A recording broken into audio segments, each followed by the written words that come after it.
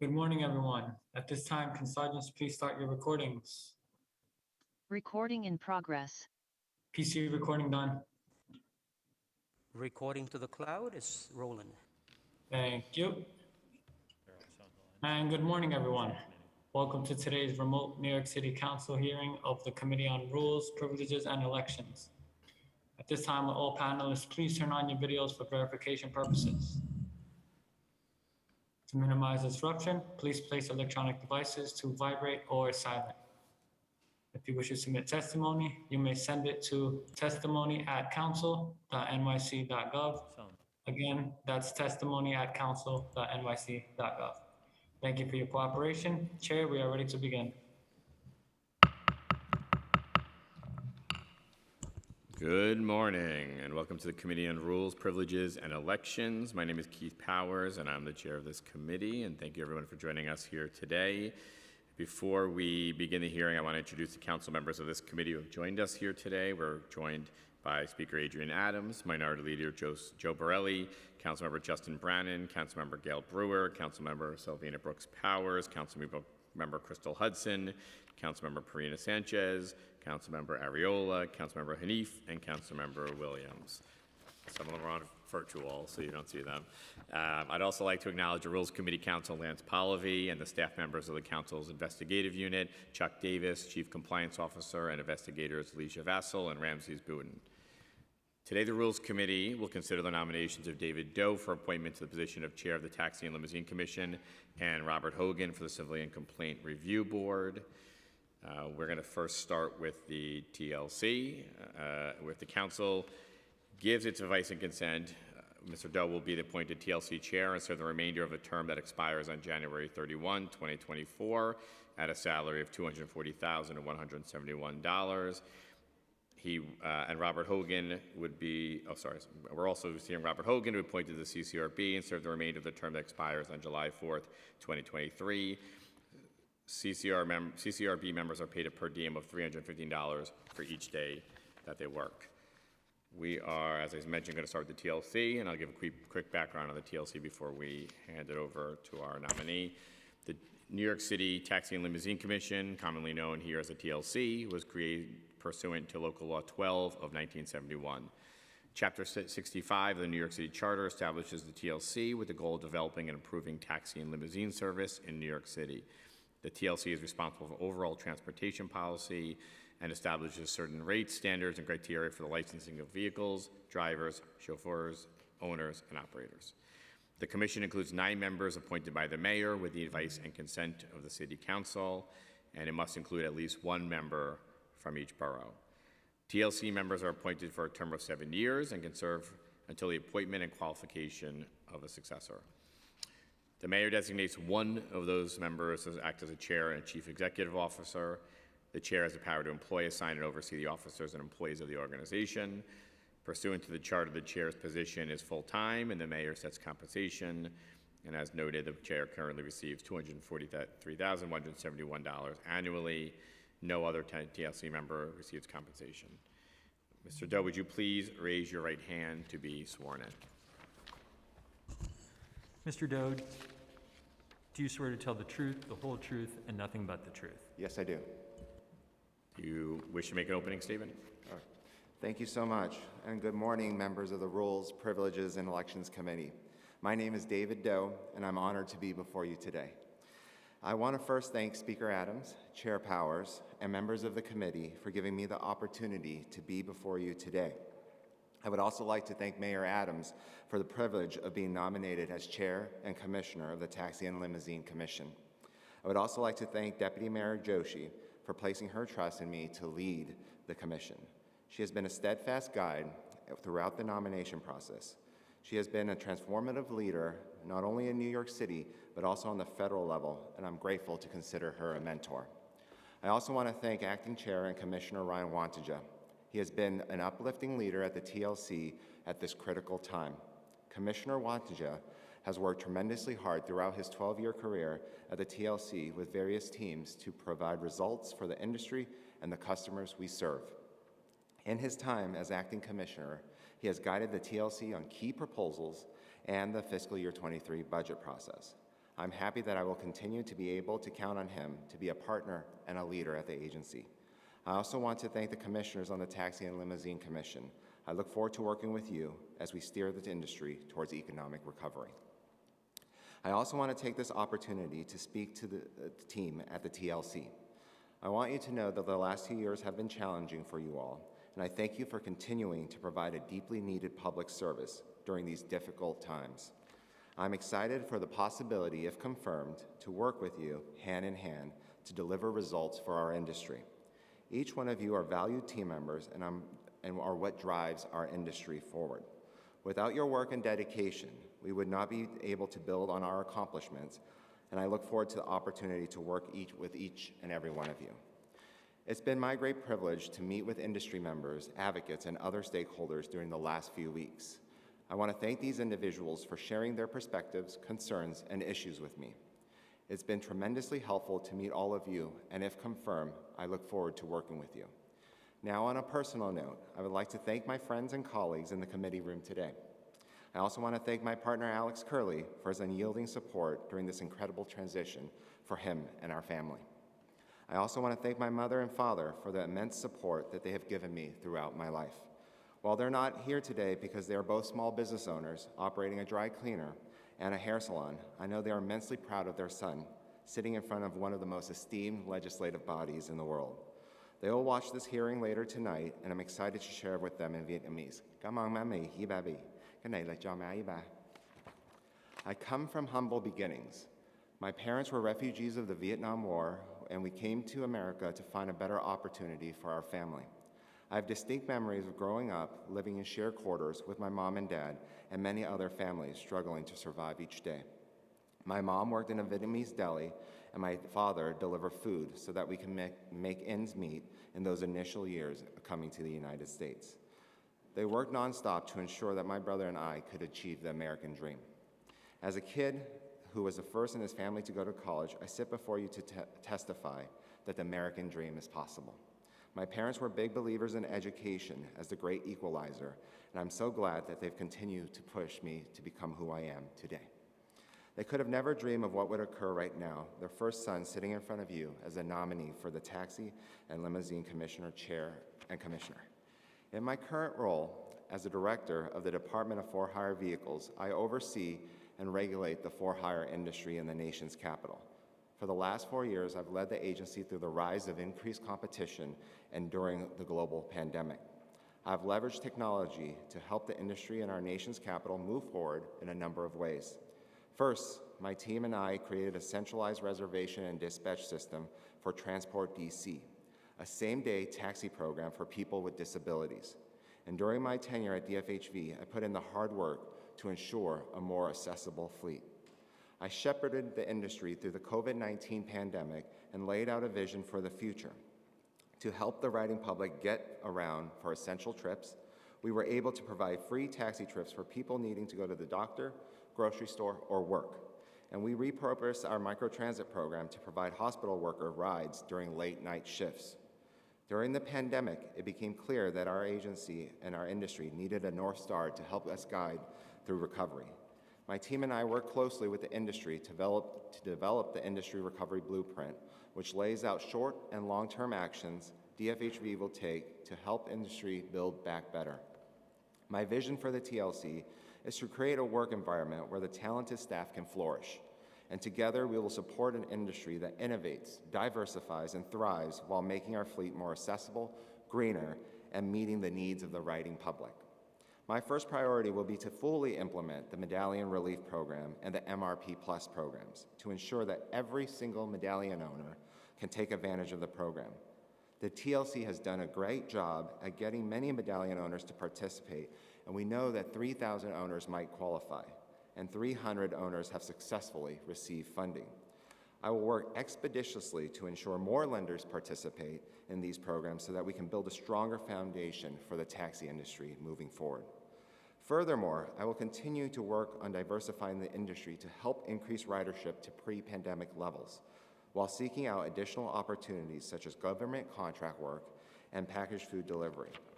I also want to enable our driver with all the tools necessary to maximize their revenue while customers get the services they need. Moreover, for-hire vehicles have a role to play in lowering congestion in New York. In addition, we need to think about automated vehicles and how we can fit them in our industry in a way that is equitable, safe, and accessible. I am a data-driven leader. I want to dive into the rich data that the TLC has to understand more of the current issues and trends. Working the problem by working the data will be how I and my team identify solutions and other innovative strategies to medallion issues, driver pay, congestion, accessible, and green fleets. We must leverage historical and real-time industry data to support our drivers and get more rides. I'm extremely passionate about building a more sustainable future by facilitating the growth of our green fleet. As Commissioner, I will review what has worked with the battery electric vehicle pilot and see how we can get more licensees to convert from their internal combustion engines to fully electric vehicles. The time to do this is now. The for-hire industry has a role to play in bringing emissions down and being part of the climate solution. I'm excited to lead the industry into a new frontier where we come out of the global pandemic stronger and more resilient than ever. I want to thank the New York City Council for having me here today to speak about my upbringing, experience, and vision to lead the TLC. I'm excited for our partnership and look forward to working together. I'm happy to take any questions you may have. Thank you. Thank you, and congratulations to you, to Alex and your parents on your nomination. I know they'll be watching later, so I'd be very proud of your nomination. We'll move into questions now. I want to recognize the speaker who may wish to make an opening statement and may ask some questions as well. Good morning, Mr. Doe, and welcome. Thank you. I echo the sentiments of my colleague, the chair, in congratulating you on this nomination. It is very critical to the city of New York that we get this right. So I congratulate you for being a nominee for this position. Thank you, Speaker. I have a great deal of taxi TLC drivers in my district. It is a district that is an extremely diverse district, and a tremendous number of drivers have been affected by what's gone on with the TLC in New York City over the past few years. They've been traumatized and they feel that they've been left out of the process in a lot of different ways. My first question is going to be, what do you see as, and I know that you say you're data-driven, so I'm going to go ahead and make a giant leap and assume that you have read and know the history of the TLC of the City of New York over the past few years and some of the missteps that have gone on. What do you see as some of the critical missteps taken by former commissioners to get us to the place that we are right now, pandemic aside, just speaking about the recovery and the trauma of these drivers? What do you see as the missteps? Well, thank you so much, Speaker Adams. And let me just say this, is that there have been a lot of missteps on the government side and on the private side. And what we need to do is to ensure that we don't make those mistakes again. That means to ensure that the medallion crisis in selling these medallions so that we can plug a budget hole never happens again. That we're no longer in the business of escalating the prices of medallions, but ensuring a stable market for them and ensuring that we continue to support our drivers. And, you know, let me just say this, is that drivers have a partner in me, and that every single step of the way, I will work with them to ensure that they get relief and that they get to be a part of the MRP, the Medallion Relief Program, and the Medallion Relief Plus programs. It's a tragic incident of what happened in the last few years, and I'm here to use my skills and my abilities from the outside and review what has worked and what has not worked, and to support our drivers. Because this is a time that we know that coming out of a global pandemic, drivers are hurt more than ever before. And we need to uplift our drivers, uplift our industry, and move on a path forward for more rides and more diversification so that there is more revenue in the pockets of our drivers. But my main goal will be to get drivers under this mountain, out from under this mountain of debt. And I have, over the last few weeks, spoke with our advocates, spoke with our drivers, and learn what what are their main issues, and they want to ensure that MRP is fully implemented so that we can support them. And that's what I've been hearing over and over, and they have my commitment and my partnership to ensure that we get through that together. Thank you very much for that answer. You mentioned in one of your responses the expression that you've used is work diversity. Can you explain to us exactly and break that down what work diversity means?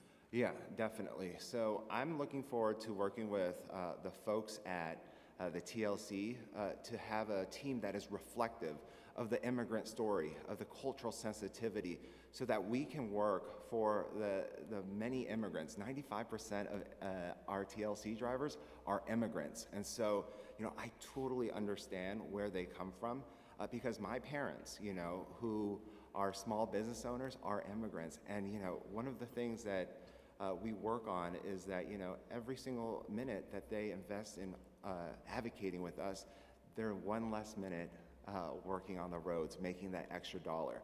And so they have my commitment to have a workforce and environment where the TLC is reflective of them to ensure that we can provide services that are culturally sensitive in the language that they speak, and to support them. In my 8 years, over 10 years actually, in DC government, I prided myself in language access. I prided myself in a workforce that is representative of the industry that we serve, and I will continue that commitment here at the TLC. We know that your background and expertise is certainly within Washington, D.C., within the D.C. area.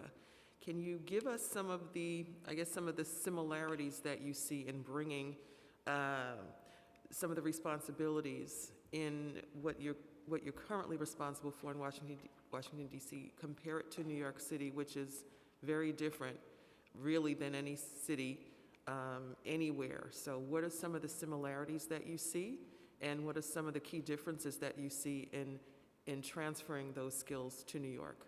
Yeah, let me say this, Speaker, is that in DC, in New York City, in almost every city in this country, drivers of for-hire vehicles have been hit disproportionately during this global pandemic. Rides almost went to zero during the height of the pandemic, and we're only continuing to recover now. We have amazing data that supports that, we're increasing rides from year over year, and we will continue to do that, but we need to support innovation. And so where I see is the similarities is that, everyone is facing the same issues, and what I did in DC to bring it to New York City is to ensure that we have more technology here, to leverage e-hailing, to have a culture of that. And I will continue to look at different aspects of, how did we recover our industry there, which is still, I think, recovering, right? In implementing an industry recovery blueprint that shows that, we need to look at ways of relieving drivers so that they can come back in. That means trying to figure out what has been working and what hasn't, and why have many drivers not taking their vehicles out of storage in New York City yet. And is it some barriers to insurance? Is it the fees that the TLC charges? What is the biggest barrier? All of the above. Excuse me? All of the above. Yes. And understanding that and supporting them so that they can get their vehicles out of storage and onto the roads to support them and their families. Mm-hmm. Thank you. And I will just conclude with this question, then I will pass it on to my colleagues. Your top, and I believe you mentioned this in your opening remarks, but if you could just reiterate if you have already mentioned, I would say your top two, not even three, your top two priorities if your nomination is successful, your top two priorities day one.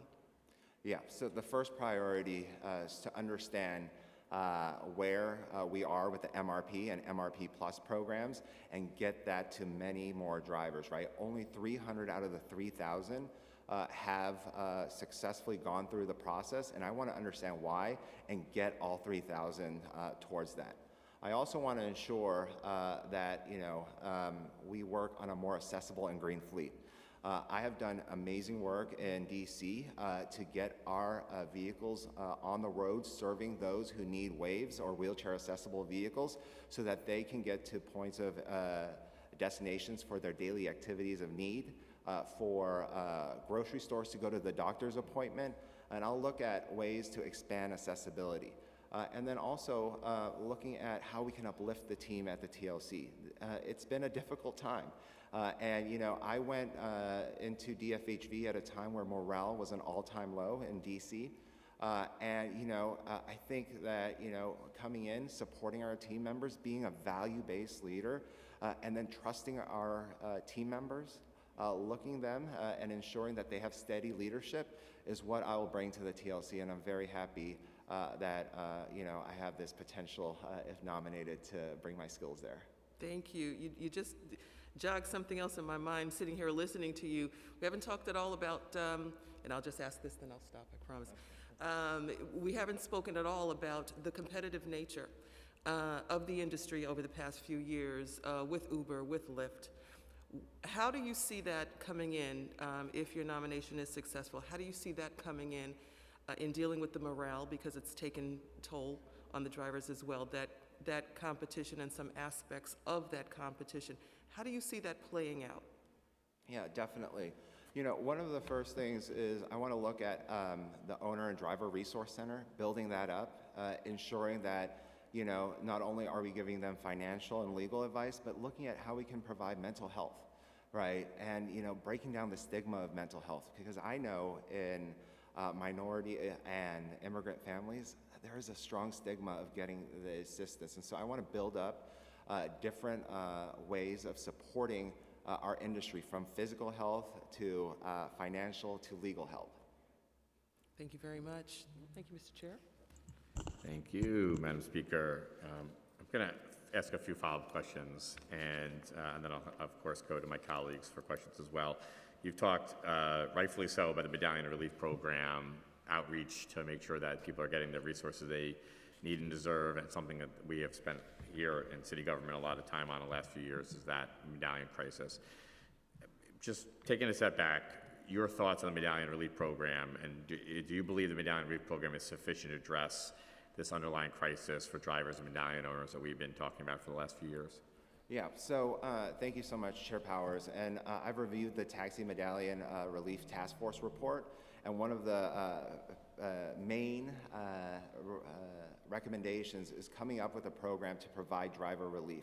I believe the MRP and MRP Plus programs are good frameworks for a program, but I need to understand almost, you know, a year into this program, where we are, how we get more drivers into the fold, and support it, and medallion owners, right? Right now, we know that, you know, drivers and owners who have 5 medallions or less can get supported by this program. But I need to see inside, right? And I don't have that insight yet, right? That we need to understand how we can further implement this program. In DC, I have been able to implement various programs very quickly, from student transportation programs to Neighborhood Connect, microtransit, and then also taking on a full Transport DC disability program. And so, you know, I need to have the benefit of stepping in and understanding what is going well and what we can fix on the program.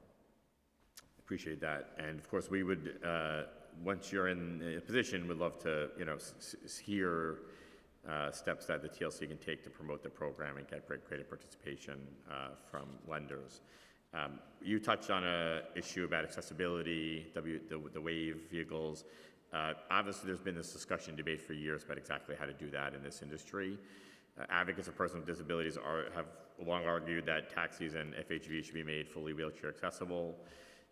Can you give us your recommendations, what you would do to ensure that more taxis and for-hire vehicles are available to people in wheelchairs? And similarly, should those accessibility requirements that apply to taxi cabs apply to FHVs? Let me first say is that the TLC has a model for the entire country. They have an accessible dispatch program, and then also a regulatory structure and incentive structure that really supports our accessibility. And then I will also tell our advocates today that they have my commitment to continue the push towards 50% in the coming years. Because I know accessibility is at the core and great equalizer. What we have done in DC is seek out additional monies for incentives. Working with the federal government, our agency received $630,000 to ensure that we compensate our drivers for deadheading, that we compensate our drivers for canceled trips, that we provide repairs for our wave vehicles, and also to ensure that we continue to support a green future by supporting EV hybrid wave vehicles. Thanks. And just one or two more questions here. A question that we asked in your pre-hearing questionnaire, but wanted to kind of resurface and discuss. We are in a moment in the industry, obviously, where there is great concern about the status, particularly after the pandemic. Ridership is down. The changes in the way that patterns that people are living, changes in the workforce, habits with work from home. We're obviously looking at an industry that is on edge right now when it comes to the state of the industry, particularly the yellow taxi industry that sees a serious decline. And I would note it seems seemingly age gaps in terms of who is using yellow taxis. Can you give us your thoughts on what you think the trends will be in the years to come, especially when it comes to the yellow taxi industry? And if so, what does that mean for the future medallion, and how does this agency encourage or maintain the health of that industry in light of those trends? Yeah, well, definitely. Thank you, Chair Powers. What I will be working on is to ensure that our medallion owners have a supporter in there. And so what that means is that, I am highly optimistic that we will get to pre-pandemic levels in terms of the number of trips. But it won't always be just the street hail culture that we are used to. We need to provide supports on the e-hail side and promoting a culture of e-hails and getting trips from all parts of the city and not just parts of Manhattan that they're used to on the street hails. We need to ensure that many of our drivers are technologically savvy so that they can engage in that process. I will be working to fully implement the Medallion Task Force recommendations, including providing more technological assistance by providing more, working towards a full soft meter system, a digital meter system, similar to DC. DC was the first in the country to go to all soft meters, where now we can do automatic updates over the air so that we can update our drivers on where trips might be in real time. Be it, did JFK just let out a lot of passengers, or did a big event let out at Madison Square Garden, or wherever that is. Supporting our drivers by getting more rides is a critical part of my mission. Got it. You were going to answer part of my next question, which is how do you accomplish pushing yellow taxi cabs out into the outer boroughs, which has been a problem, obviously, for decades. One more question. You noted in your pre-hearing responses that you would seek to allow drivers and companies to diversify the kind of transportation they can provide so they could have more reliable income streams. Can you tell us what that looks like in practice? Yeah, well, I'm very proud of the work that I did with Mayor Bowser in DC, in which she invested on a regular basis about $13 million direct to drivers on various rides, right? And so one of the programs that I see synergies with here in New York City is the Access-a-Ride program and the Access-a-Ride on-demand program, where right now it's piloting for 1,200 residents, but we need to expand it more. We need to allow more New Yorkers into it. We need to allow, like DC, every single person who wants an on-demand ride to be able to get one. And with Transport DC, we have done that. We've also, and so I'm willing to partner with the MTA on that. We've also took in almost $5 million annually to provide a good hourly wage for our drivers of $30, $25 to $30, to support a microtransit service where We get people who are in transit deserts to and from metro stations, grocery stores, medical appointments, hospitals, so that we can support our residents on transit equity. And then, there are other opportunities, including non-emergency medical transportation, including foster kids transportation, including taking kids to and from school.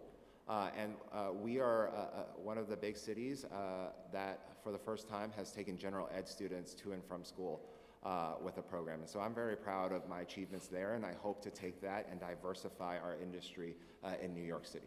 Thank you. I have one more question. Okay. I lied to you. One of the biggest issues that we have discussed here in the City Council in the last term and the term before that was, of course, the cap on vehicles and trips and the efficiency standards for those vehicles, which I believe had been waived during the pandemic, if I'm correct, the efficiency things. Do you have opinions on those, and do you believe they're working? And also, if I'm correct that the efficiency standards had been relaxed or relieved during the pandemic, should they come back, or should they be changed, or what changes would you seek there? Yeah, well, thank you so much, Chair Powers, for that. During my last few weeks, I've met with our for-hire advocates, I met with our livery advocates, our street hail livery advocates, and our black car advocates. And what I've heard over and over is that we need to look at that cap. And so our communities have my commitment that I'm going to look at the cap, if confirmed, as a TLC chair, to see if we need to take a look at that and lift the cap. There are a variety of different factors in that, as you mentioned, utilization rate, congestion, outer borough service, making sure that people are fully connected within our system, the big thing here is to ensure that any raise in the cap is fair and equitable. But what the council did in 2018 was put a cap in, and that was a great first step to stabilize the industry as a whole, and I want to congratulate you for that. And so we look at it, or the TLC, looks at it every 6 months, and they'll look at it again later this year, and we will see what we can implement at that time. Thank you. Of course, the question that faced your predecessor, which is about electric vehicles and how to integrate them into the cap and whether they fit in there as well, which I know you'll take a look at. We're going to now move to council members who may have questions. We're going to start, of course, with Councilmember Crystal Hudson, who is here in person. Thank you. Just a couple of questions. I appreciate some of the things that you've shared already, including Access-a-Ride. I'm chair of the Aging Committee, and so the overwhelming the folks who use Access-a-Ride are overwhelmingly older adults and also folks with disabilities. And so you mentioned expanding that program, which I think is great, and you have my full support in doing that. But you also mentioned the MTA and working with the MTA.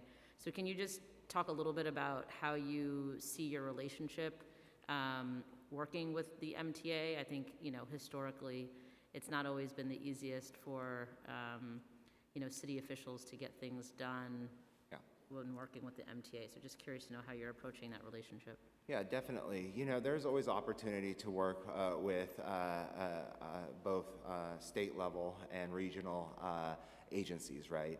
I'm coming in as from someone who's on the outside who wants to set a new course and a new relationship. And I don't expect it to be easy, right? Especially working with a huge agency such as the MTA. But we have been successful in DC at my agency in working with the WMATA, which is a regional transportation program, to get that program. It took a few years, right, to get that program into the Department of For-Hire Vehicles, and now we run it exclusively for DC residents. And there is potential to do that, and it might take an investment from the TLC and then also from the city's budget to make that happen. And I'm very proud of the commitment that we got to that point in DC, and I'm going to look at ways to continue and look for opportunities here. That pilot program here in New York City, and then also the Transport DC program that is full-fledged program, is a bridge, is a model, and ensures that our residents gets to and from the grocery store, medical appointments in a timely manner, that a dialysis appointment is no longer a 6-hour journey, right? And we want to ensure that, all people who have disabilities are supported and get a ride that they need. Thank you. And then, I think Councilmember Powers just mentioned the cap on for hire vehicles. And that to me was a reactive response. It wasn't proactive. And I think so often government is reactive and not proactive. So can you just talk a little bit about your vision for how you will be a proactive leader in an industry that's already experienced market disruption, and who knows what could happen in the future, but I think it's really important that we anticipate those things. Yeah, thank you so much, Councilmember. And you are right. We need to continue being proactive in all matters at the TLC. And I have been that proactive leader in DC, and I will bring that proactive leadership here in New York City. And where I see that we really need to look at is proactive regulations on autonomous vehicles. We need to make sure that if we allow them on our streets, that it is fair, is equitable, it is accessible for all users. And that we ensure that no job is lost, that we ensure that drivers are fairly compensated, that they're retrained. And I see that as the new frontier, and we've taken that step already, forming a task force and a regulatory scheme in the District of Columbia, and I will take a look at that coming here to New York City if confirmed. Great, thank you. Just going back to the medallion relief programs, just how do you plan to build trust among the drivers who've been let down, quite frankly? It's going to be difficult. I won't say it will be easy, but making sure that we work with our advocates, our stakeholders, making sure that we connect with them. And I've already done that over the last few weeks, making sure that I go into the room, listen to them, be a partner instead of putting more regulations, ensuring that their voice is heard, sitting down with them, talking to them, and making sure that I understand from the 300 that have gone through the program what has worked for them, and for the 2,700 or the 1,700 others who have applied and who have not gotten through the program, understanding how we can push more drivers to that finish line so that they're not burdened with that debt, so that they can get over through and on the other side of that mountain of debt that they're under. And so they have my commitment and partnership to examine and to ensure a program that is reflective and supports them. Thank you. Just a couple more. Does and will TLC support raising meter rates for all drivers and payments in distance and time for app drivers? Well, thank you so much for that, Council Member. And the TLC has noticed 2 hearings later this month on May 23rd and on May 24th to look at the meter fare and then also to look at driver pay increases. And it's been 10 years since the last meter fare increase. With rising inflation, rising costs at the grocery store, rising costs at the pump, we need to take a strong look at that. But there is a process, getting stakeholders' voices involved, and and if confirmed, I'm going to go with that to that hearing, open-minded, and see what can be done. But look, it's been 10 years. Thank you. And then lastly, are there any plans to cap TLC fines, and if so, which ones? Yeah, so in DC, I've always taken a strong enforcement approach while providing a 3-step escalation: a verbal warning, a written warning, and then a notice of infraction. I know that the good men and women of the TLC are trying to do a good job on the enforcement side.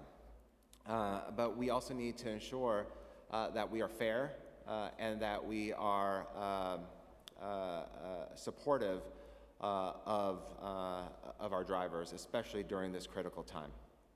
Thank you so much. Thank you so much, Council Member.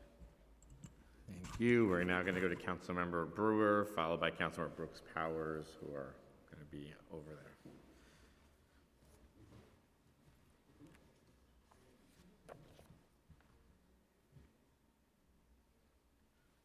Thank you very much, Mr. Chair, and congratulations, Mr. Doe. There's a couple of questions. First of all, you have about maybe 6,000 yellow cabs in the garages, and obviously you'll need drivers. So I guess obviously it's a driver issue.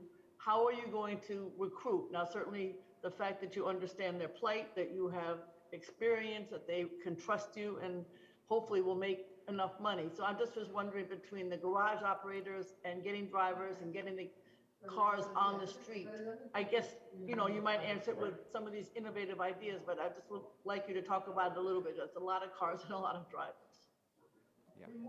Yeah, well, thank you so much, Councilmember Brewer. You know, one of the biggest things that we need to look at is lowering the barriers to reentry from the vehicles that are in storage, right? And so in DC, I looked at the regulations, and I will do the same here at the TLC to see what can be streamlined and how we can support our drivers to ensure that we waive fees that, you know, the TLC charges. And that's what we've done in DC. We have waived all fees associated with licensing and putting a vehicle on the road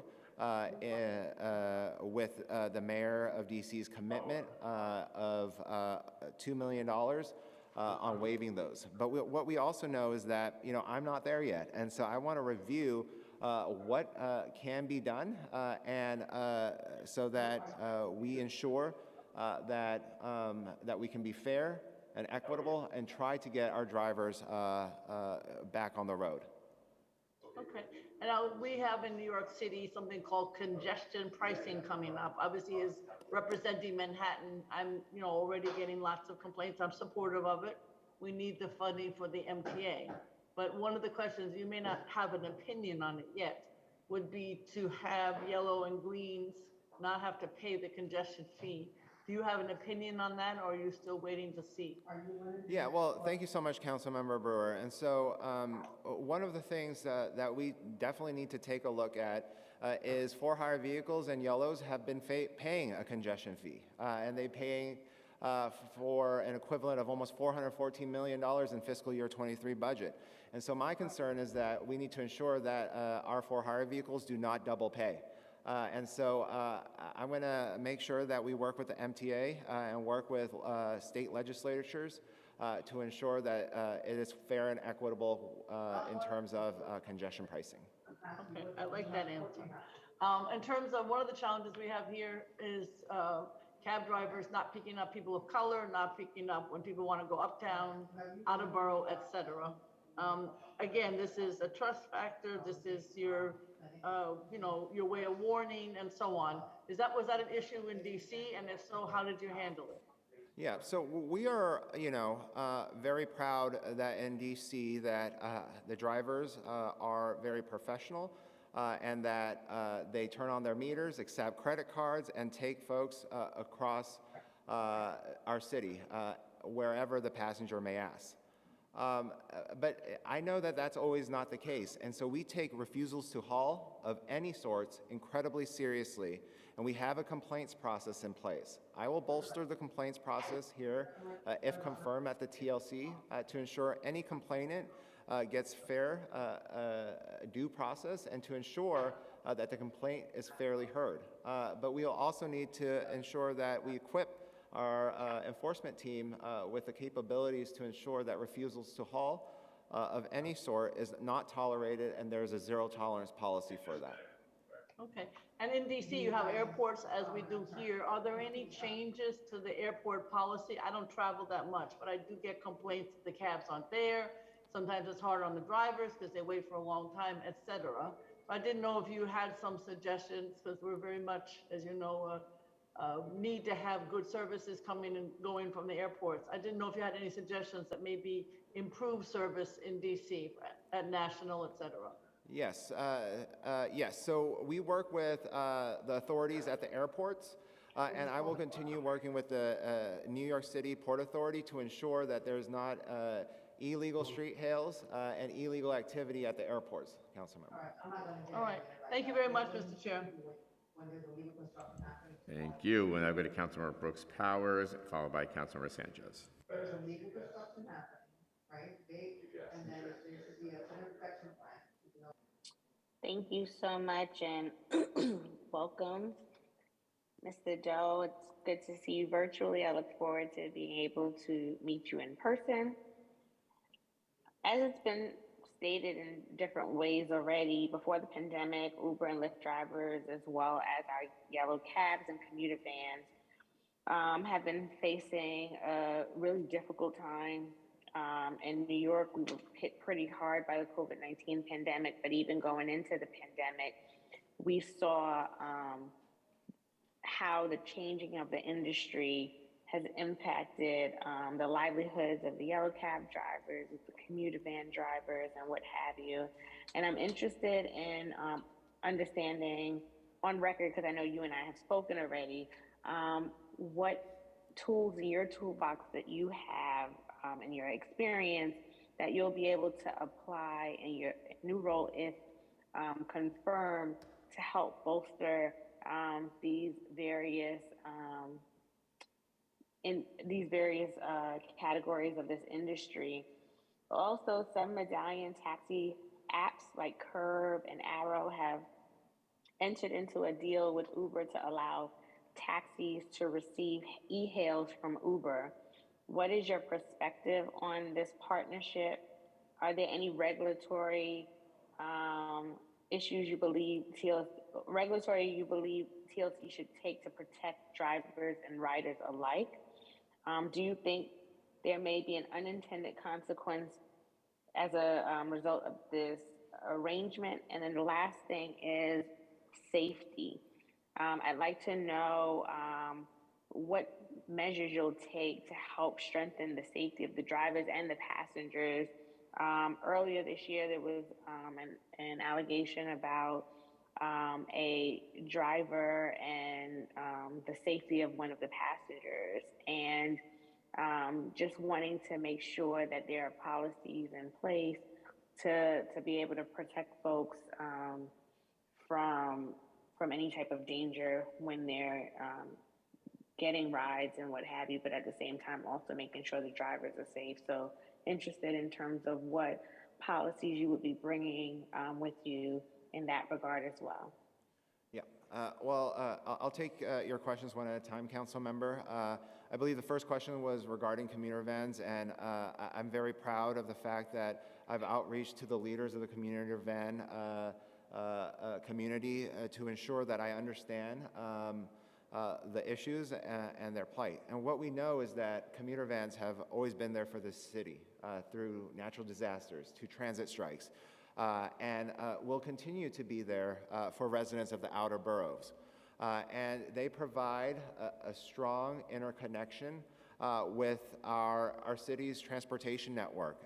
And so I will continue to work with our commuter vans to ensure that they are sustainable, to ensure that they're innovative, and to put mechanisms where they can get more rides. In DC, we as a city started a commuter van service called Microtransit DC Neighborhood Connect, and it connects residents in transit deserts to and from hospitals, subway stations, to grocery stores, and it provides that through an app. And those who are unbanked and underbanked could, and those without a mobile phone or a smartphone could call a dispatch to get a trip, and then they could also use cash to pay for those trips. And so I'm very passionate about transportation equity, and I think that the commuter van industry plays a critical part in that. I think your second question was bringing in regular trips to, or for-hire trips to the yellow industry. This is something that the industry has begun doing. incredibly. I think that they are looking at it on a slow and measured approach to see how it will work and to see how it can be fully implemented. The TLC, as I understand it, is looking at the rules and regulations around that. But let me just say this: more trips, diversity of trips is incredibly important, and I will take a look at how we can promote innovations like this while ensuring a thriving and sustainable for-hire industry for all participants. And then your final question, Council Member, was regarding safety. I take safety incredibly seriously, be it on a passenger or be it on our roadways. And you have my commitment to take a zero-tolerance approach when drivers or passengers are acting in an unsafe behavior to any one participating in that ride. Appreciate that. And one last question I just want to also ask is in regard to what do you believe TLC can do to ensure that as the economy begins to recover and people start using rideshare apps more and more, that unintended consequence of minimum pay and utilization rate rules that the City Council and the TLC enacted in 2018 doesn't create like an unintended burden such as a lockout from app companies. What are your thoughts around that? What do you think TLC can do to ensure that that doesn't happen again? Well, thank you so much, Council Member, for that question. And it is my goal that a lockout does not happen and that we're fair and measured in looking at the utilization rates and looking at how that works for our outer borough residents, looking at it for how we have on congestion and also how we use our vehicles, right? There are many factors that go into that, and if confirmed, we look at, the TLC looks at it on a every 6 months basis to ensure that we are fair. But look, on May 24th, we will be looking at the utilization rate, and I will see and make a decision, if confirmed, if that needs to be re-implemented. At this time, when rides are still not at pre-pandemic levels, I'm not sure we are going to look at that yet, but that is part of the process, right, of getting stakeholders involved, listening to our stakeholders, looking at the data, and ensuring that we are fair and equitable when we look at those the utilization rate. Thank you so much, and I look forward to working with you should you be confirmed in moving this part of the transportation industry forward. No further questions, Chair. Thank you. We're now going to hear from Councilmember Sanchez, followed by Councilmember Hanif. Good morning, everyone. Thank you, Chair, and good morning, Mr. Doe. It's good to see you again. Thank you again for taking the time to meet with me and just talk a little bit before the hearing. I appreciated that. So I want to start by just appreciating your sort of focus on a data-driven approach, your background that connects you to a lot of the driver population and community here. And we're both urban planners, so I really appreciate that the perspectives you bring. So that the first question that I want to ask is about congestion. And Councilmember Brewer started to talk about congestion pricing. But the way that I understand it is that MTA ridership, our public transit system, is around 60% of pre-pandemic levels for a variety of reasons. Our congestion on our streets is actually at the same rate or in some places a bit higher than pre-pandemic times. And so as we think about the recovery of the sector, of the for-hire vehicle sector, I'm wondering how you think about, the tensions, of course, that there are between congestion, use of streets, and then, protecting this group of workers in our city that are such important contributors. Yeah, so definitely, council member. So, congestion is being debated at the state level currently, and like I said previously, for hire vehicles, both taxis and high volumes have been paying $2.50 and $2.75 per trip, respectively. And so what my position is that we need to come up with a framework that does not double charge our vehicles for hire, our taxis, because they have been paying into the fee to a tune of $414 million for the fiscal year 23. And so we need to ensure any scheme, any regulatory scheme is fair, but also we recognize that congestion is a real issue. And so ensuring that supply and demand meet will be an incredibly important indicator that I take a look at. Look, we don't want an oversupply of vehicles on our roads, and so we need to ensure that we are conscious of that fact. Thank you so much, Mr. Doe. And then, the second question might seem like a little bit counter to what I just asked, but in thinking about the cap for drivers, thinking about the power that Uber and Lyft, the app companies, have over drivers, I have received a lot of complaints from businesses that operate in my neighborhood and in neighborhoods like ours across the city about, one, the way that the cap has, because there's no set number of drivers or licenses that are adhered to in the cap, it's simply a cap and there's attrition.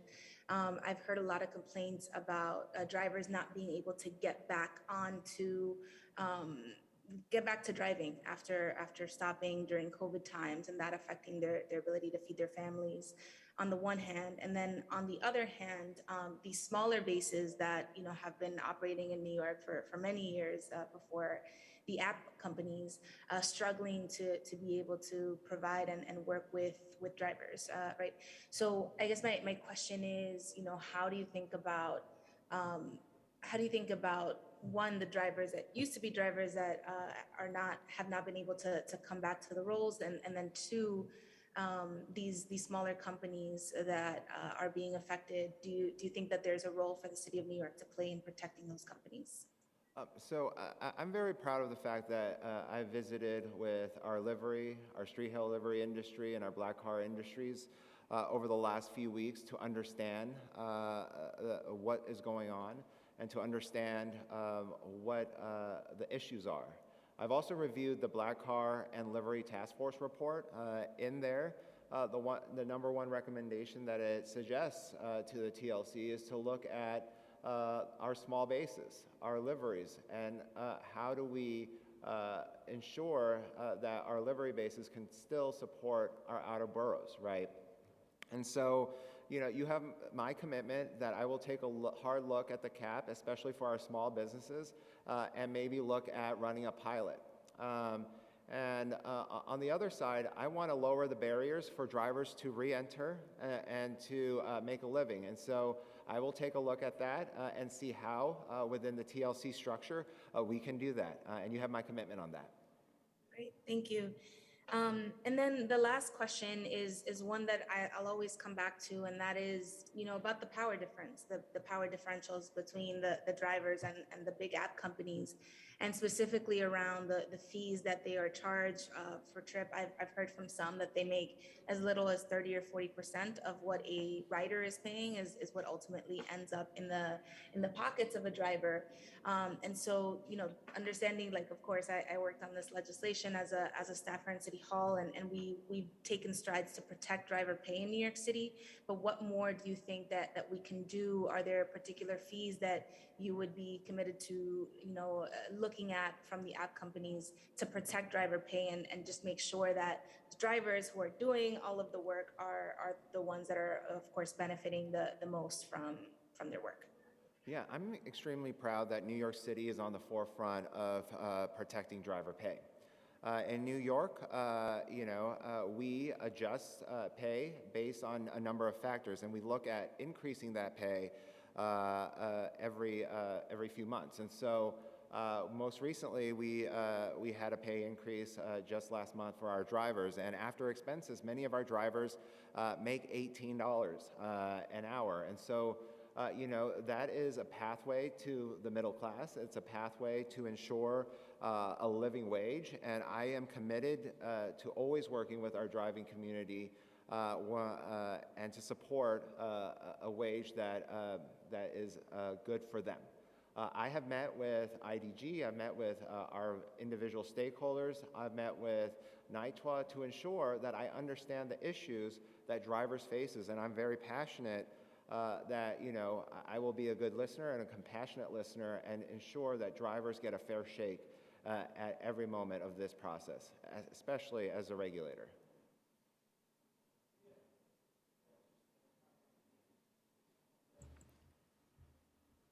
Councilor Sanchez, I think you're trying to unmute. I think Councilor Sanchez has one more question. He's been muted. Thank you. Sorry about that. No, thank you. I appreciate that. And then, so the last question is one that I alluded to is, so New York City, the cap that we set doesn't require or set a target number of licenses to have on the road. I know you answered this question in some ways in your pre-hearing response about whether there's a right number of licenses to have on our streets.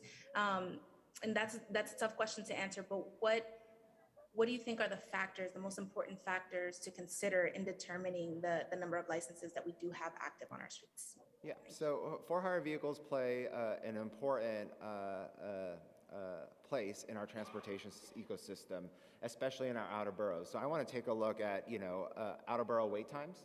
I want to look at congestion. I want to look at driver pay, and I want to look at utilization. And so those are the things that I would that would allow me to take a look at it and make an informed decision on what the right number and right cap might be. Great. Thank you so much, and all the best of luck. Thank you so much, Council Member. Thank you. We're now going to hear from Councilmember Hanif.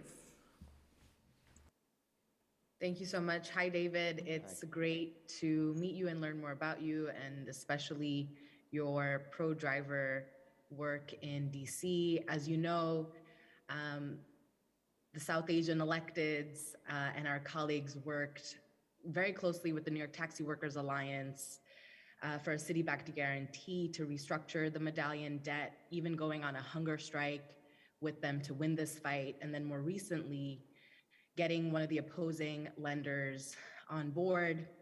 Given the mass majority of these drivers are Bangladeshi immigrants, I look forward to working in close collaboration with the TLC and driver leaders to ensure full dignity of all drivers. I've got several questions.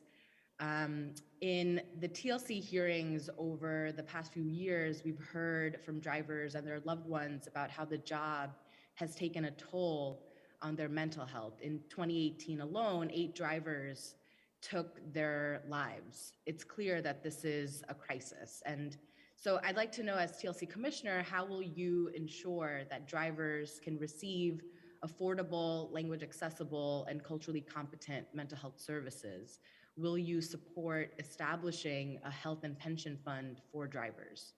Well, thank you so much, Council Member, for that question. And it is my belief that we will work with the Owner and Driver Resource Center to look at how do we provide socially competent and destigmatize mental health at the TLC. I'll take a look at that, and I know that as I traverse our city in the last few weeks, we are doing very progressive things across our city, and everyone is conscious about driver health, especially mental health, and especially bringing drivers, especially immigrants who have been hesitant to use mental health over the last few in our lives, and me as well, right? And so, breaking down that stigma and ensuring that drivers that, hey, you know, we can do these group sessions, we can work together, and we can understand what our issues are and support each other. And that's my commitment, to provide mental health services that drivers can come into and get supported at the TLC. We already provide financial and legal services, and it's, there may be a way forward on mental health services as well. I look forward to that, and I'd really encourage you to look more closely into establishing a health and pensions fund.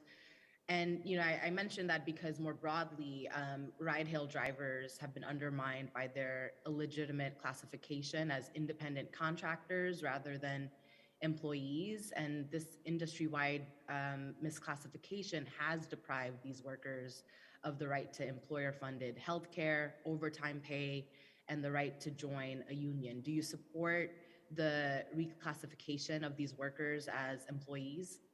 Yep, so definitely, council member. So one of the big things that the TLC is incredibly progressive on is driver wages and ensuring that drivers make a living wage. And so we want to continue making sure that that happens. Also, that, you know, the classification is being debated on the state level. And so I want to ensure that that process goes through and that we support whatever the decision is made. But, you know, we also have to listen to our stakeholders to ensure that this is what they want, right? I want to make sure that I provide outreach and understanding with our driving network to understand that, hey, you know, these are the benefits, and these are also some of the other things that might happen if we're classified one way or the other. And so I want to make sure drivers fully understand, support them, and support their decision-making process, because at the end of the day, I want to make sure that drivers make what they deserve and get the benefits that they deserve. Thank you. Given the diversity of stakeholders, how would you facilitate outreach? Yeah. So, you know, I've worked for 3 different mayors over time, and one of my biggest proudful moments is working as the director on Asian and Pacific Islander Affairs for Mayor Bowser. And what we did there was we put events up that were culturally competent, but also providing services in the language that they need, providing translations for the entire government, and ensuring that they have services, that they have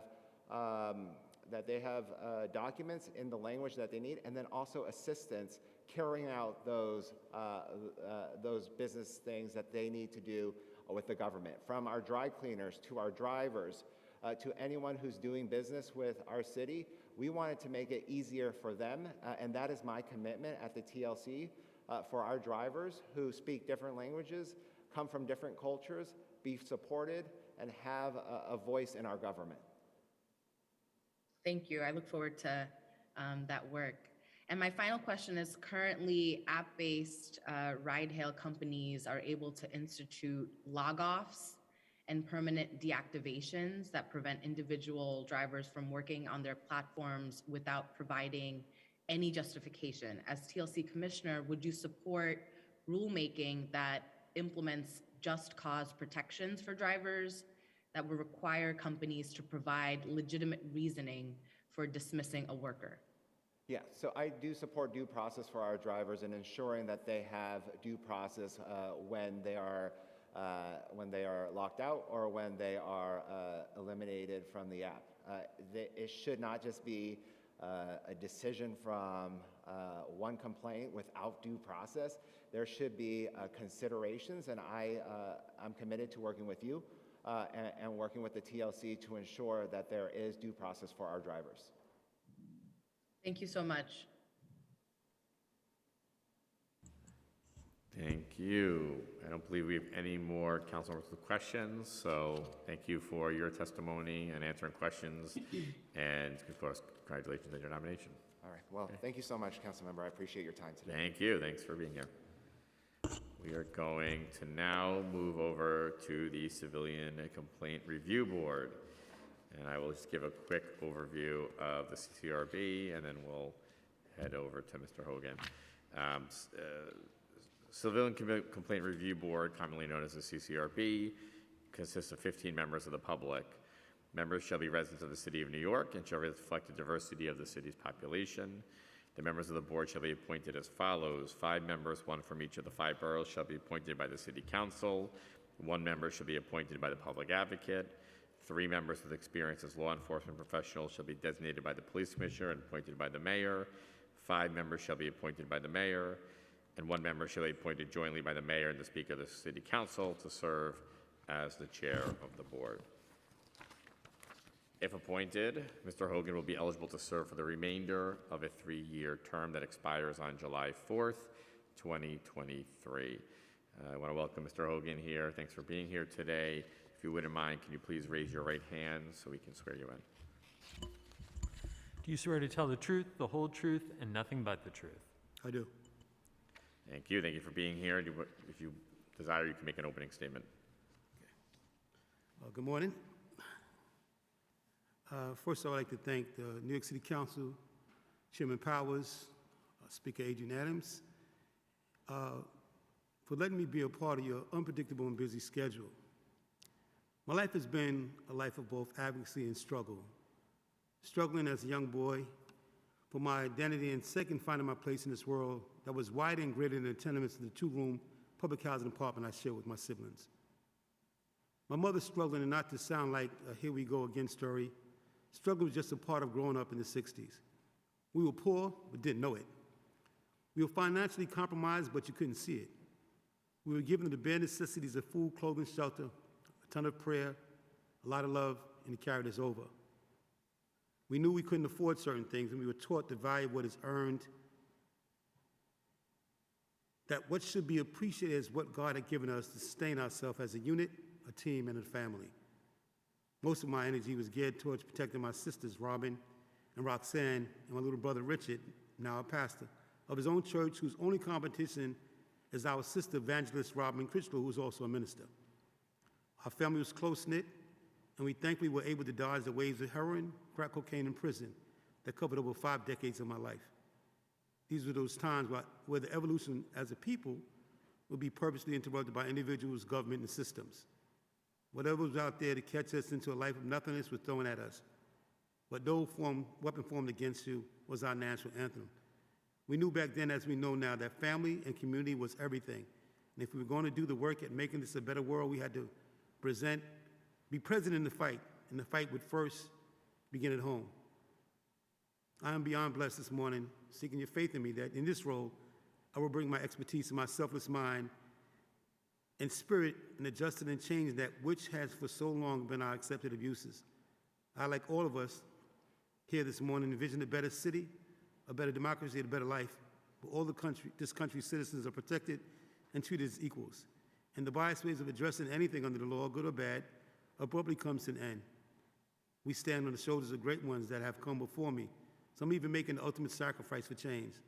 And I'm committed to be a student, and a teacher as this chapter of my life unfolds if I'm elected. Again, thank you for having me here in front of you this morning. May you all continue to do the great work that you are doing for this city. I will never forget what was told to me during my early stages of advocacy and servitude. Quote, "You're going to have to take some beatings to do this work," unquote. Yes, but although the beatings will still come and the opposition to do right will always be present, I will remain focused and do the work that I've been sent here to do. Thank you. Thank you, Mr. Hogan. I will now recognize the speaker who may have a few questions for you. Thank you, Mr. Chair. Just a few, not many. Good morning, Chief of the Streets. Good morning. Welcome to the People's House. Thank you. Glad to be here. And I welcome your brother also, Pastor Hogan. Welcome to the People's House. I don't have too many questions for you, Mr. Hogan, as you are a constituent of mine, and I've known you for well over a decade. I know your work, which is stellar. I know your reputation in our district, which is stellar. I know your commitment to not just the people in our district, but to the youth in particular in our district. You and I have seen a lot of work together, particularly with your work with Life Camp. which is an amazing organization under the crisis management system for the city of New York. Your knowledge and your relationship between the community and law enforcement is also very extensive. So I just have a couple of questions for you because I do want my colleagues to get to know you as I do. You have an insight when it comes to a particular disconnect that I recognize as well, and that is a disconnect that would certainly play a role in your position with the CCRB and with NYPD. And that is the relationship or disconnect between leadership in NYPD and the rank and file. So if you would just expound on that, what you've seen over the years and how you see that that disconnect can be knitted better. Thank you, Speaker. The disconnect is very obvious. I don't think it's intentional. I think what happens when a particular thing is sent down by leadership, it's internalized in a way of first it's theory, and when you get on the streets, it's practical. And it gets very difficult when police officers are thrown into an environment that they know very little about, and nuances often they come when something, an issue has already taken place. So you see them in the state of emergency, you know, as opposed to the state of relaxing, learning the community, knowing what to do, and stuff like that. So they're forced for laws and government to do a particular thing and act a particular way, with no chance or time to relax and see what's actually going on. So what I've done with both leadership and the rank and file, you know, I've been along with Life Camp, as the chief of streets, I've been doing roll calls. The roll calls get from just meeting each officer, and then we get into personal situations and situations that, issues that might have occurred already inside a precinct. We do this with 3 precincts in 105, 113, and 103, and we're also PSA 9 out of the Palmer, which is New York City Housing Authority. And so I just think that the difficulty is not that officers don't want to understand the law. That's one thing. But then also officers don't understand the community, which sometimes can be even a greater problem of the way the lackluster of executing the law. Yeah, I definitely agree with you in your assessment. And I'm just going to ask you one more question before I hand it over to my colleagues. Mr. Hogan, what do you see lacking in the CCRB that you can potentially bring to that body? I'm gonna answer that question in two folds, right? This morning, when I woke up and prepared to come here, I said, why? Because I'm always on the scene, right? On these things, right? I think the engagement where yesterday morning we're in Rosedale because October 10th of 2021, a gentleman climbed up a tree. Mm-hmm. Yesterday morning I got a call, he went back up the roof. Did he really? So we went back out there and we see different agencies. We've seen the NYPD, we see the ambulance, we've seen social services, we've also seen the hostage negotiation team. And we were allowed to get, Life Camp and myself as chief of streets, we were allowed to get in touch with the borough command and let the precinct go. This is the second time we did it. So we were able to get this guy, got his mother some services. I think when the CCRB comes, they should have a hat that says CCRB, and they come out and people already identify, know that they're being watched. You know, in essence of that, there's no chance, there's no taking, because videotaping is one thing, but to see that someone's that's professional, that's a part and going to be impartial, but part of the structure of the city that wants to do right, and know that somebody's there. I think, you know, it would get along a lot quicker. And that was just one thing. Another thing, what I think the CCRB should do is really understand that listening totally to fact, and they have to be on the same page. There should be no wrangling. There should be positions that's taken from individuals when investigation and evidence is brought forward. But we have to find a way to do simple things.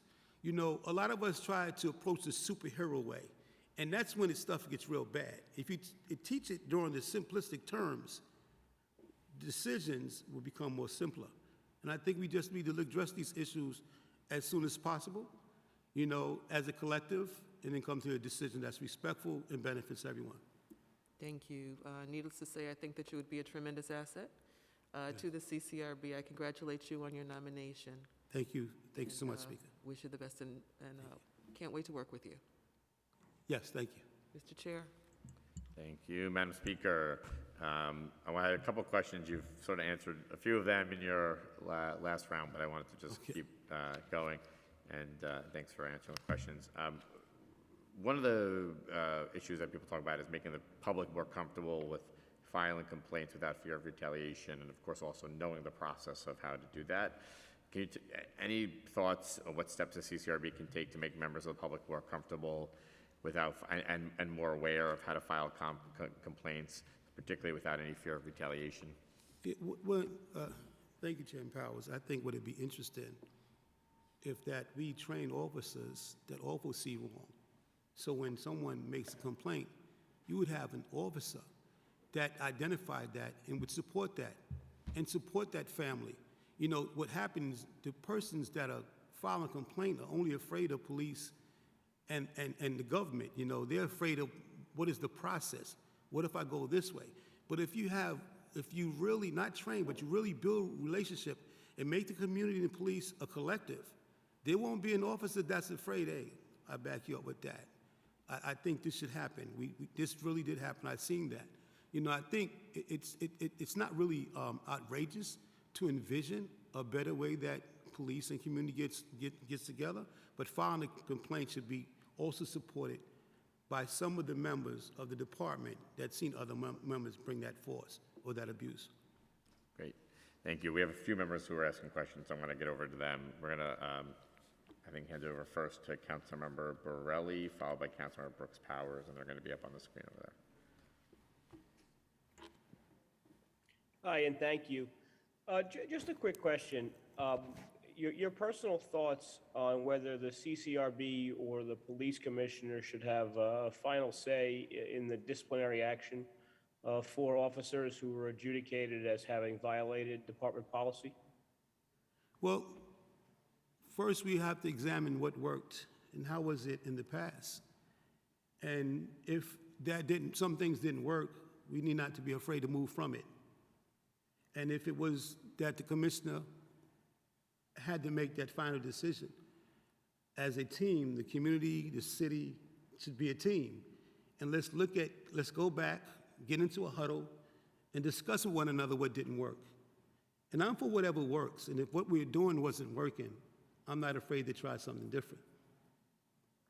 Well, it's a team scenario now, but to be clear, if the CCRB's recommendation and the commissioner's recommendation are in disagreement, which authority should have the final say?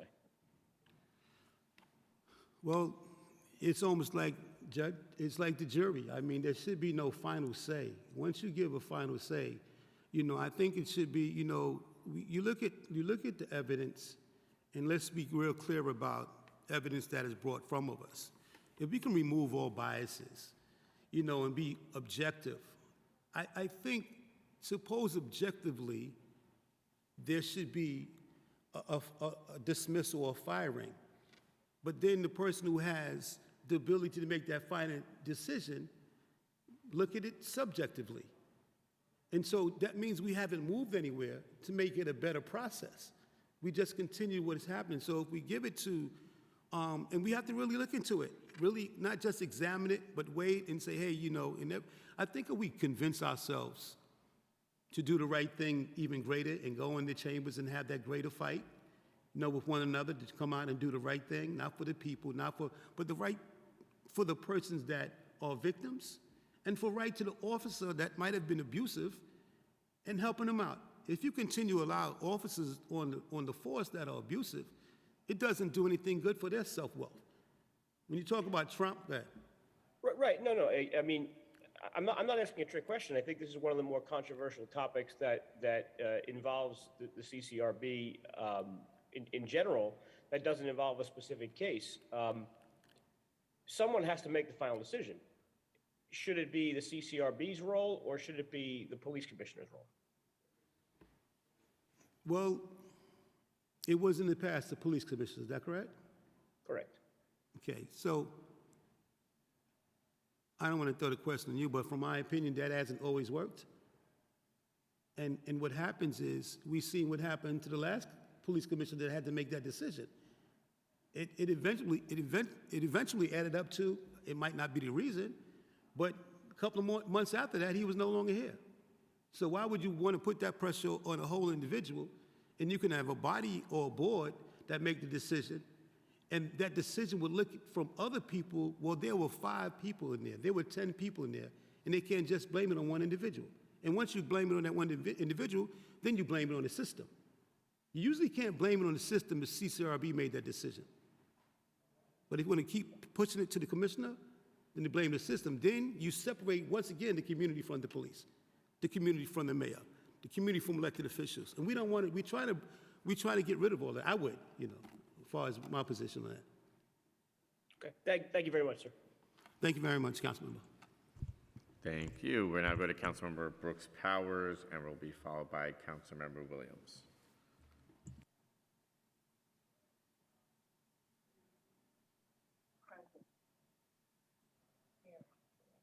Hello, can you hear me? We can hear you. Hello? Okay. Sorry about that.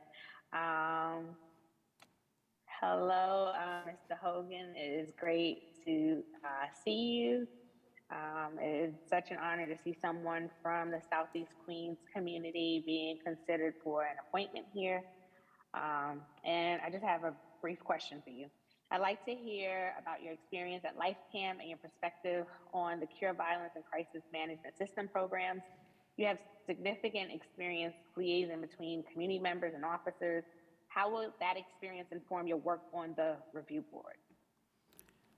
Well, right now I'm in the presence of writing. First of all, thank you very much, Councilman, for your question. Right now I'm in the process of writing with 2 inspectors, one in 113 and 103, 3rd Precinct, the idea of how we're going to have a safe summer and what does public safety look like. As you look at the relationships that we were able to do, the relationship didn't start off easy. There was concerns with the police department, with us rolling up, see a lot of armament, see a lot of people. There's a lot of danger on us, and law enforcement is concerned about their safety. We already seen someone hurt. So we go on the scene, and we jump out. And what happens through the 10, 11 years, the 12 years since the crisis management system has been in effect, we was able to develop a relationship to know that we are equal partners. And that's really important, that you created a relationship where we're equal partners. I don't think before, I know we were in your district yesterday morning at 7:30. I just spoke about that. 7:30 in the morning, I get a call at 7 o'clock, the guy goes up again, Yes, thank you. Yes. The second time. Yes, and Thank you. I thought I was dreaming, But this, and it was a lot more intense last time. The city spent a lot more money last time, and we got a call from the city this time. We got a call from the inspector. Last time we got a call from the community, which the relationship, because what we did prior, we got a call. And so instead of 3 days, it took an hour and a half. And the longest was just waiting for the guy to come on the roof and want to talk to us about what he was getting ready to do. So I think working with the police department and ensuring that we are equal partners, that I'm no greater than them, that they no greater than us. They have a job to do, and so do we. And if we come together as equals, I think we respect each other a whole lot more. No, and I thank you so much for that. And I thank you for your continued partnership in the community and being not only an advocate, but a guardian. And I know that when confirmed, you will do a great job on the CCRB. So thank you so much. I thank you so much, Councilmember, for your respect and your work that you do out there. It's busy over there. Thank you, Councilmember. We'll now go to Councilmember Williams. Hello, I just raised my hand. I have no questions. I just wanted to simply express my full-hearted support of Mr. Hogan. I've known him since, I don't know, maybe I was like 10 years old when he was my camp director. He has always been a person that is practical, always seeks to find different alternatives for young folks to just have a straight and narrow path, committed, reliable person, and I'm excited for this appointment. And it's just a pleasure and full circle moment to be a council member and to be able to even express these comments of support. Also, as a former board member of Life Camp, I do know his work in the community, working with the police department and also the community on some of our most pressing public safety issues. So thanks so much, Chair, for allowing me to just express a few words of support for Mr. Hogan. Thank you. Thank you, Councilmember, and you were actually 8 years old, okay? Been very important distinction with bank here. I appreciate that. Thank you, Councilmember Williams. We'll now go to Councilmember Sanchez. Hello, and very nice to meet you, Mr. Hogan. I appreciate that. If she was 8, I was probably 8 too. So my question is, it's kind of I'm just wondering your position on it. It's very general, you know, as someone who has worked in the crisis management system, has, you know, worked cure violence, you know, have such a deep experience in the street and also with all of our institutions in the city of New York. You know, where do you think we go from here, right? I think Councilmember Borelli asked you a very interesting and important question that is being debated in all sorts of circles about, you know, who gets the final say, CCRB, or is it the police commissioner? But just in your view, you know, in terms of how we're doing in terms of police and community relations in the city of New York, what do you think are the most important sort of changes that we need to see in the department? And, you know, what will you be, you know, what's going to be your orientation on the CCRB as these cases come before you? Well, you know, even before the orientation, I often say, they say, how do you better police and community relationships? You have two separate, you know, populations that are basically ill. And if you don't solve the illness of one population, it's going to spread back to the next. And you fix that, and it's going to go back to the next. I think we got to solve the illnesses individually from each. We have to fix the police department, and I think we have to do a whole lot of fixing up in our community. I'm a community advocate because I hold my community accountable and responsible for some of the things that we do. That's before the police come in. And, you know, I'm not a cop. I've never been one. You know, what we do also, and I want to say this, and I'm going to go back to your question, Councilmember, thank you, is that we hire formerly incarcerated individuals. That's what the crisis management is set. What I instituted in 2012 is that somebody suitable eventually has to be credible, okay? Because you just can't come home, you know, because you have a reputation as this person, and then when you come home, the young people are influencing you more than you're influencing them. And so after we make these individuals sustainable, credible, suitable, credible, and then we have to make them sustainable, that I have proof that these young people's lives are changing, okay, that they're just not being sensationalized by your stories, but you're effective enough to bring social change and change a particular behavior. They call it societal norms. What's happening where I live at is not a societal norm, okay? And so I think I would raise a whole lot more individuals like my brother and myself, Pastor Hogan, who have been dealing with children, brothers against killing each other since 1989, chemistry since 1984, you know, and these organizations that were directed to young people to make them do different things. And we didn't escape crack. We were just doing something different at that time, you know? And so when you look at the police department, they are evolving.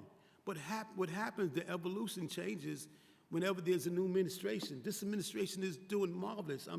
I wake up smiling because I know the speaker. I never, I mean, and she's done work, and we've been out, we cried, we've seen people die in front of us, we cried together. When you have a relationship like that, it's going to be more trusting, more caring, but when you have a community that is over here and the community that's over there, and they have no kind of experiences, and only time they get together when there's an incident, that's a problem. We have to bring more engagement between both of those populations after we make them well. As we make them well, not waiting for them to get well. All right, thank you. Thank you so much, Mr. Hogan. I appreciate your perspective. Thank you, Councilmember, so much. Thank you, Councilmember. I believe that's our last Councilmember for questions. So thank you for your testimony, answering questions. I don't know if we have anyone here, but we are now open the floor to the public for comments. Comments for 2 minutes per person. We have actually 2 individuals here. So we are going to now call on first Jean Ryan.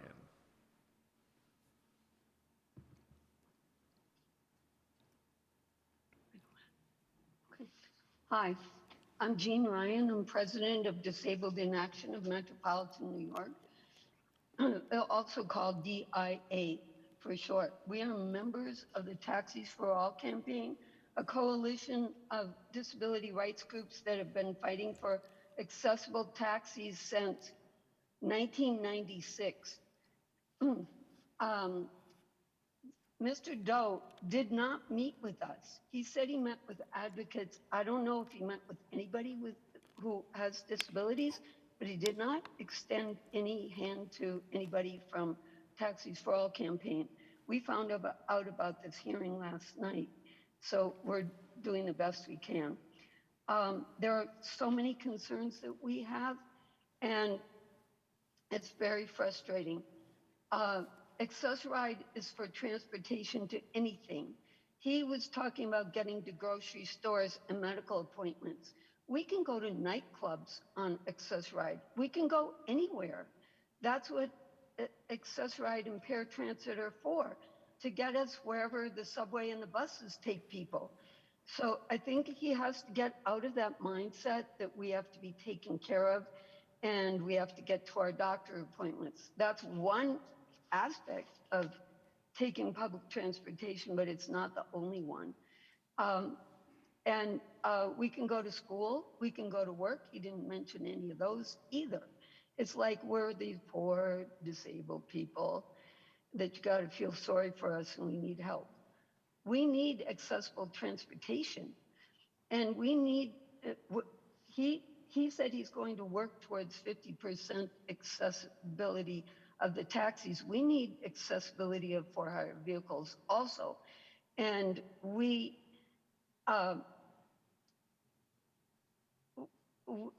don't want just 50%. We want 100%. And the reason we want 100% is because drivers are prejudiced and discriminatory towards us and don't want to take us in the on-demand program. I live in Bay Ridge, Brooklyn. I can't get a vehicle to come out here or take me out here. And so, even with Access-Ride, on the on-demand, it's impossible. If you see a yellow cab in Bay Ridge or most of the outer boroughs, it's like an Elvis sighting. You can't count on it, and we all know that. So there's a lot of work that the TLC Thank you, Ms. Ryan. has to do. We have to cut you off there, apologies, but we will make sure that the mayor's office and the commissioner have your request to also meet with them in light of what I believe you just finding out about the appointment. So we'll make sure they know. We Thank you. meet regularly with the TLC. We have been meeting regularly. We met a month ago with them. Okay, thank you. Thanks for your testimony and comments. We are now going to move to testimony from Joseph Rappaport. Starting time.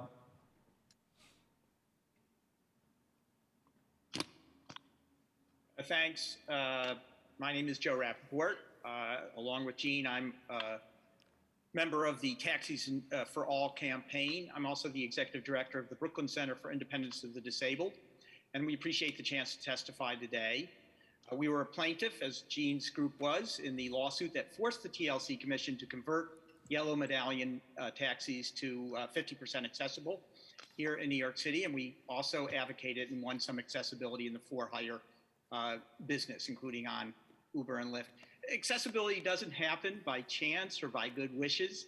Accessibility typically happens when outside forces, disability advocates usually make it happen. We do this by showing up, by getting officials to realize that accessibility both is fair and makes sense. And of course, we often have to go to the courts.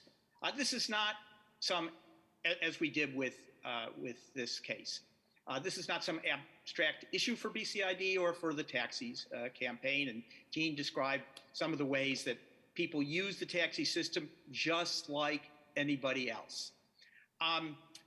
We appreciate the council's emphasis on accessibility in its written questions, and we see that Mr. Doe has some limited experience in getting accessible vehicles on the road in Washington. Here are some of the questions that we want to ask Mr. Doe when we meet with him. We want to hear about his commitment to get wheelchair accessible taxis back on the road. We've raised this several times with the TLC over the years. It has not happened yet. How will he achieve this? How will he make the taxi and for-hire system fully accessible? 50% was a compromise. And Gene is right that there are, if there's no question that every cab and for-hire vehicle is accessible, people won't pass us by. It won't be a struggle to get them back on the road. How will he work with New York City? Okay, let me just finish 2 sentences and I'll be done. How will he work with New York City Transit to integrate the yellow and green taxis and accessible for-hire vehicles into the Access-a-Ride system? And how he will make sure that electric vehicles, if they're introduced, are fully accessible rather than having a 2-tiered system. I appreciate the chance to testify, and I look forward to meeting the new chair, assuming he's confirmed. Thank you. Thank you. Thank you for being here. Thank you for your testimony as well. And we have one more individual. We have Pastor Richard Hogan, who is here to testify, and we'll give you 2 minutes.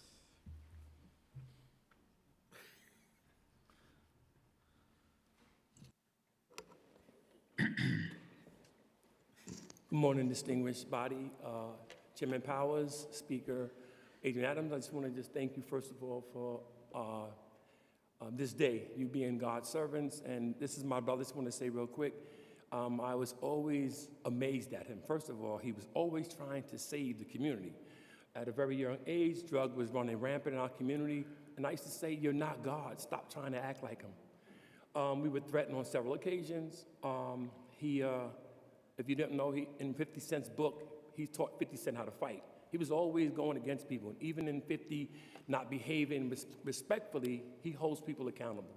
He didn't allow me to drink, me to smoke, all these things he didn't allow me to do. He was my father. My father left us at the age of 2. Mom and them departed, but this brother just stayed in my life, and I'm honored here today because of this, and I thank you so much for that. And one more story I want to tell you, that he calls the community. He challenges everyone.